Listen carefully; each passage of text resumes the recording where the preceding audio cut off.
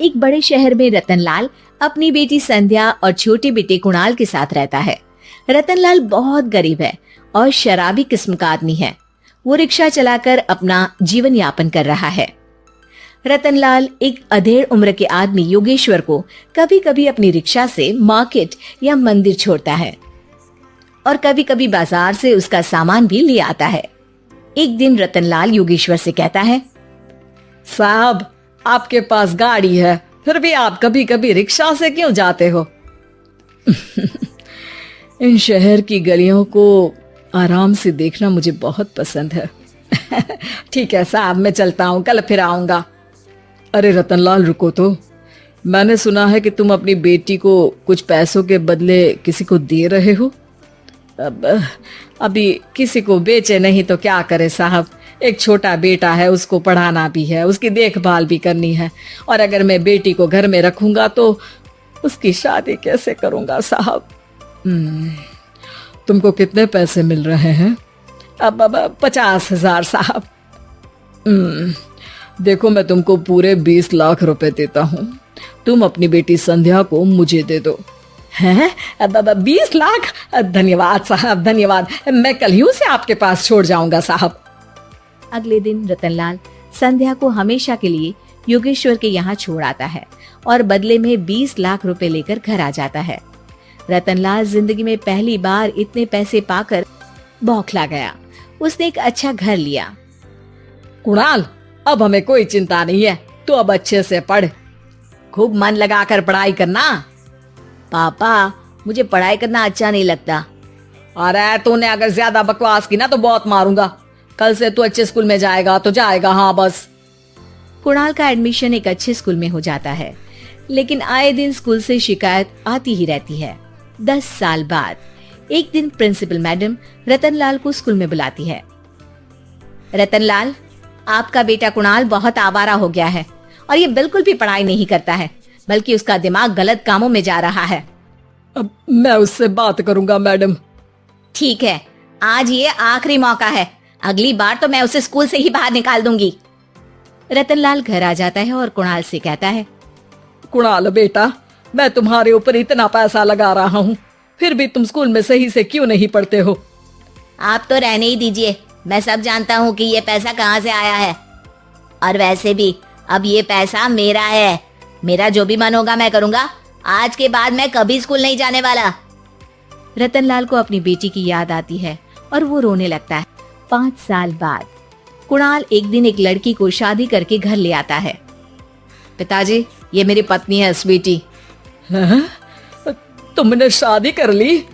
हाँ, शादी कर ली मैंने, दिखाई नहीं दे रहा? और अब से आप फिर से कमाना शुरू कर दो, बहुत बैठ कर खा लिया। कुणाल, तुम इस बुड्ढे को घर में क्यों रख रहे हो? देखो ना, ये शराब पीता है, इसे घर से बाहर निकाल फेंको। अरे स्वीटी, ये मेरे पापा है, कैसे बाहर निकाल दूं? और वैसे भी घर में कोई तो चाहिए ना काम करने वाला, नौकर समझ कर रख लो। इस बुड्ढी को तो घर से बाहर निकाल कर ही रहूंगी मैं कब तक इसके लिए खाना बनाऊंगी? स्वीटी एक दिन घर के बाहर पार्क में अपनी दोस्तों के साथ बैठी होती है। तभी वो रतनलाल को बुलाती है। पिताजी, मेरे कमरे में मैं अपना फोन छोड़ आई हूँ, जरा लाकर तो देना। हाँ जरूर, अभी लेकर आता हूँ। रतनलाल फोन लेकर आ जाता है। कुछ समय बाद स्वीटी के फ्रेंड्स भी चले जाते हैं। स्वीटी अंदर आकर शोर मचाती है। चोर चोर! कहाँ है चोर? मुझे तो यहाँ कुछ नहीं दिख रहा। अरे ये अलमारी खुली पड़ी है, जरूर किसी चोर ने ही खोली होगी। अरे कौन आया था यहाँ? यहाँ तो पिताजी आए थे बस। अरे बहू, मैं चोर नहीं हूँ। मुझे तो आप पर अब बिल्कुल भी विश्वास नहीं है पिताजी, क्योंकि जब आप पैसे के लिए दीदी को बेच सकते हो तो आप चोरी भी तो कर ही सकते हो। अरे लेकिन वो सब तो मैंने तेरे भले के लिए किया था ना। मैं तो कहती हूँ कि हमें इनकी कमरे की तलाशी लेनी चाहिए। तुम बिल्कुल सही कह रही हो, चलो।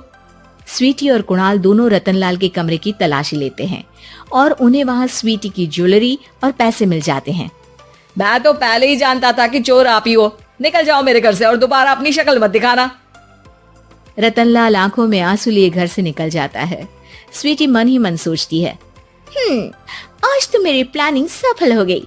जैसा मैं चाहती थी ऐसा ही किया और बड़ी आसानी से उस बुड्ढी को चोरी का इल्जाम लगाकर घर से भगा दिया। रतनलाल की हालत अब ज्यादा खराब हो गई और वो सड़क पर बैठकर भीख मांगकर खाने लगा। एक दिन वहां एक गाड़ी आकर रुकी और सड़क पर बैठे सभी भिखारियों को अपने सेंटर ले गई। एनजीओ की मालिक संध्या एक एक करके सभी को सुविधा मुहैया कराती है। तभी उसकी नजर रतनलाल पर पड़ती है। पिताजी, संध्या तू? पिताजी आपकी ये हालत कैसे हुई? ये सब मेरे बुरे कर्मों की सजा है जो मुझे मिल रही है। मुझे माफ कर दे बेटी।